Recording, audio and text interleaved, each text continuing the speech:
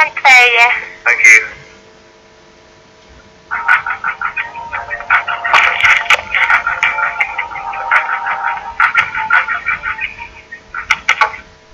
Hello? Hello? Hi, is that Mr. Little? It is, love, yeah, thanks for phoning back. Oh, no, you're very welcome. I'm just ringing to give it... It's Sarah Gabriel calling, Mr. Little. What's your name, love? My name's Sarah Gabriel. Sarah? Yeah. Okay, thank you. And I'm the records manager. Yeah. I'm obviously in full contact with Mia. Yeah.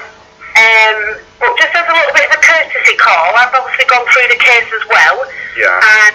And I understand that what we've got in Mum's notes is actually a request for a doll's order. Right. Well, then why would your hospital claim that you'd put one in place on the 28th, an emergency one, and applied for one the day after? So what you're actually telling me, Sarah, is there wasn't a deprivation of liberties order involved here. Is that correct? I'm not telling you that, no, Mr. Little. I don't actually understand the workings of a doll's order. Well, I do, and let me tell you that the Royal Court of Protection would have a document down there if one had been issued at your hospital with a registration number. If you'll just let me finish a sec, Mr. Little, this is what I'm going to update you with. I've obviously got the request for the doll's order in front of me, which is what you've had, the request, not the actual form. The one that was faxed 8 hours after death? Yes, Right. the one I've got. Now, what I'm trying to establish from my safeguarding team is how this doll's order, the request has been submitted by fax, as you quite rightly put it. Now, I'm trying to establish how they get that back. Does it come via an email? Does it come via a form? So that is what I'm trying to get to the bottom of now. Usually, I would imagine, come back by a fax. That's why it's been faxed to them. Yeah, well, if it hasn't been filed in a record, which is what we're trying to get to the bottom of. Well, it hasn't been filed because they didn't issue one. Yeah, well, this is what I'm trying to understand. If they did it, I'm trying to get to the bottom of whether they issued one, because they might not have issued one. Sarah, what I'm going to do this weekend is instigate proceedings against the hospital for unlawful imprisonment. Because what's happened is your staff have stood up at the hospital and said, yeah, they put a 24-hour emergency dose in place and applied for one. The 24-hour emergency dose isn't something that's pie in the sky. It's a proper document and it's got themes in it to protect a person from what actually happened.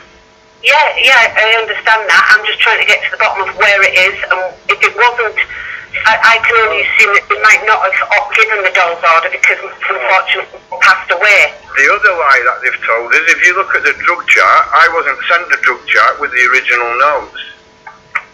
When I asked for the original bundle of notes, what I was sent was everybody's notes, if you will, and my mum's records back to, I think it was 96, but no drug chart. So I rang back up and asked for the dole's application and the drug chart. It was a lady called Christine then at Dolman Square. Yes. Lovely lady. She was looking into it. 3 weeks after the inquest, somebody sent me the drug chart from the hospital. And that drug chart clearly shows that every member of staff lied at the hospital too, because if you're any good at maths, you'll see the second entry, if you work out the volume and how much it should have delivered, has delivered far more than what it was set to deliver. But not disrespecting that, it was an unlawful prescription anyway, because there was an advance refusal in place for that treatment to that specific morphine driver with raised amounts. Now, looking at the law for specific refusals to treatment, your doctor's banging trouble now for taking the course of action that he took. Right. He's already had a summons to the High Court. Okay. He's had the case papers on Tuesday, which are 3 inches thick. I'm litigant in person, Sarah. Could you make a note of that, please? You're litigant in person. There is no lawyers involved. Okay. I have high functioning autism, and I feel like I'm quite capable to take something like this on. Yeah, that's fine. I'm not questioning that, Mr. Little, and I'm not questioning Mum's notes because I'm not medically qualified to make that assumption. No, but the thing is, it's very, very wrong of staff to say they've got a deprivation of liberties order there to tell me I can't take my mum home to die, when in fact they didn't even get one. Yeah, well, I think if you've got an issue there, Mr. Little, then obviously you need to go down and take that up with the trust. I think what I need to do is summon the trust to the table, because the trust have been, they don't want to investigate it. They investigated it up until the point where your safeguarding team had lied on the dolls that you've got in front of you. Right. Because they've said that, in a note, they said she had no hot and cold running water. They've had the cheek to say she was being financially abused by me, which is absolute rubbish. One of my brothers had me investigated for, you know what it's like when somebody dies and everybody remembers that person suddenly got a few bob. Yeah. That's what happened with my mum. I've looked after her for 25 years. My both brothers turned up on the last minute. One of them had been told by the bank that I took £10,000 out of her account, when in fact I couldn't physically do that. The police came to the house, and Tim Dodson, if you want to give him a ring, CID in Lancaster, said this: Michael, I think you've been complained about maliciously because I've spoke to your mum and she took that money out. I couldn't possibly have gone in the bank and took £10,000 out of my mum's bank, love, without the power of attorney that I had. Honestly, Mr. Little, you don't have to explain that to me at all. No, but you're going to have to put that in there, probably to deter me from complaining. Mr. Little, they're not my staff. I'm just the medical records manager, and I'm just the holder of the record. Right, Sarah. And I do apologise profusely, on behalf of the trust, but you don't need to do that. It's not your job to do that. You're not anything to do with what's going on here. Yeah, I'm trying to get you the best possible outcome we can for everybody. Yeah. As far as I'm concerned, I'm going to ask the question of safeguarding. Why would the dolls order? It's Kelly Short and Anne Ryder you'll need to speak to. Right, and I'll update you next week as to what form that dolls order would come back in. Well, and then one form it would come in is, how can I say, extrasensory perception. Yes, well, of course. Down in London, if you organise a dolls for someone here, that has to go to the Court of Protection and it's registered. Yes. And that's not what's happened here. The Court of Protection have got no clue. Well, I'm trying to establish whether they've actually had one, or the form was obviously rejected because Mum passed away, unfortunately. Well, it shouldn't have been applied for, really, should it, when she died? No, I totally understand that. They're trying to cover their backsides there because of what they've done to my mum.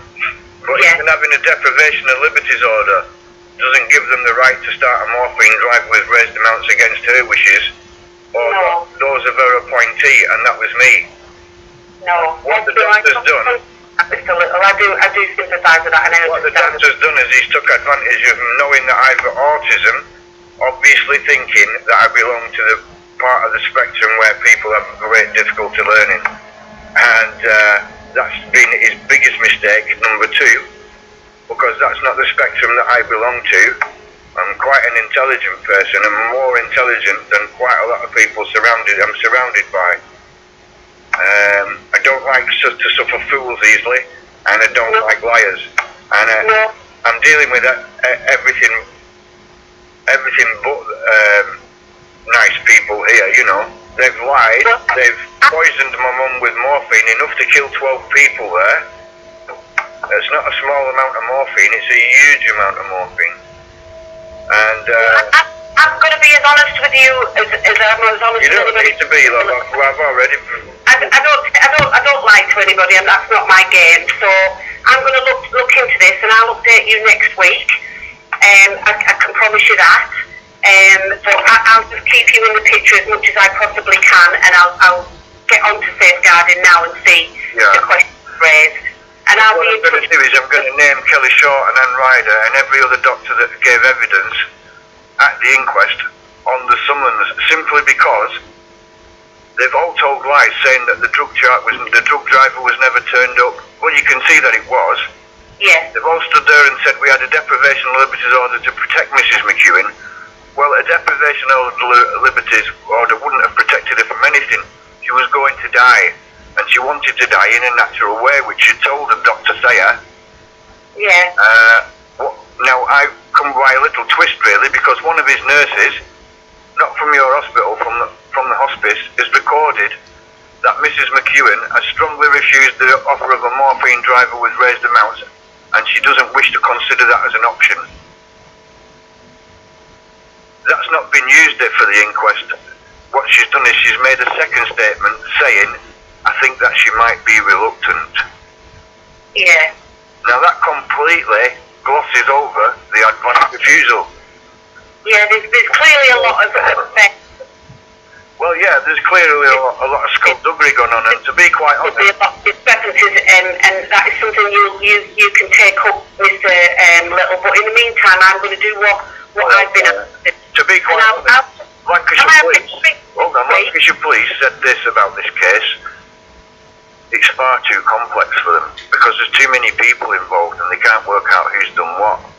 So I've spent the last 2 years doing exactly that. I totally understand you need to do that, Mr. Little, absolutely. Yeah, why? Because otherwise I'm not going to get to move on with my life if I can't make sense out of what's happened here. No, definitely not. No, but if I can help, then I will. Right. And I'm going to do this, and am I alright to call you early next week? You can call me whenever you want, love, whatever day you choose. There's no rush on you calling me back now, because obviously, once the summons has been put in, and it will be put in by Wednesday at the latest, I'll spend 3 days now putting the case papers together. Yeah. And they'll be on Jackie Daniels' desk, I should think, by Friday of the latest next week. Because I only have until I got the drug chart on the 4th of March. And that was when the evidence fell into my hand. So I've only got until that day, 3 years on, from the 4th of March 2015, which is the 4th of March in a couple of weeks, yes, certainly. in order to instigate proceedings, which I will do so. You might inform Jackie Daniels of the situation as well regarding the dolls, or Mary Aubrey at least. Yeah. They're the people who've been dealing with this and telling me all along that nothing's gone wrong here. When we get down to the High Court in London, which is where I'm going for the judicial review, I'll be presenting that you didn't have a dolls, your hospital. Not only did you not have a dolls, you didn't have permission to fill my mum up with morphine, and what the doctor did was unlawful because he had a duty to find out what that lady's wishes were. Not manipulate by asking two brothers who didn't have anything to do with the care, is it alright for me to keep your mother comfortable? He certainly wouldn't have told the two brothers, by the way, I'm going to fill your mum up with so much morphine, she isn't going to know what day it is, lads, when she's dying. Because they wouldn't have allowed that to take place. So the doctor's now going to court in a civil process for euthanisation, for unlawful imprisonment, in advantage of me having the autism, for the trauma that he's caused me, because for the last 2 years I felt